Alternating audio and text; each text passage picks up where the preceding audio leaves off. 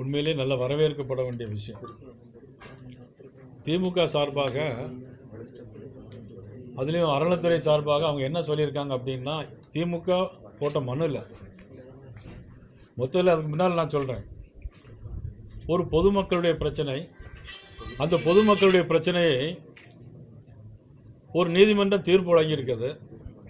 அந்த தீர்ப்பை அப்படியே அமுல்படுத்தியிருந்தால், அன்றைக்கு சொன்ன தீர்ப்பின் அடிப்படையில் பார்த்தீங்கன்னா, அந்த தீர்ப்பில் ஒரு போலீஸ் கமிஷனர் அப்புறம் மனுதாரர் 10 பேர் கூட போய் அவங்க தீபம் ஏற்றலாம் அப்படிங்கிறது தான் அந்த தீர்ப்பு.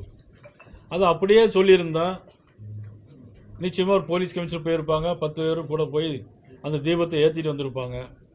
எந்த விதமான பிரச்சனையும் இல்லாமல் இருக்கும், யாருக்கும் ஒரு மன கஷ்டம் இருக்காது. இதில் ஆளுங்கட்சி அரசியல் பண்ணி சதி செய்து, ஆளுங்கட்சி தரப்பிலே ஒரு முதலமைச்சர் தரப்பிலே ஒரு அறநிலைத்துறை அமைச்சர் தரப்பிலேயே இதில் மத கலவரம் வரும் அப்படின்னு சொன்னால், ஒரு ஆளுங்கட்சி மத கலவரத்தை தூண்டுவதற்கு காரணமாக இருக்கிறது அப்படின்னு தானே அர்த்தம். அதில் அப்படி தான் பொருள் கொள்ள முடியும்.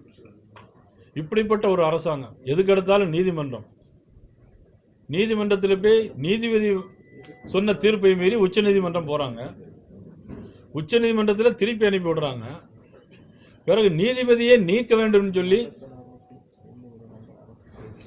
பாராளுமன்ற உறுப்பினரெல்லாம் போய் கையெழுத்து வாங்கி பாராளுமன்றத்தில் போய், இவ்வளவு அவசியம் நாட்டில் என்ன அவசியம் வந்திருக்கிறது தான் எங்களுடைய கேள்வி.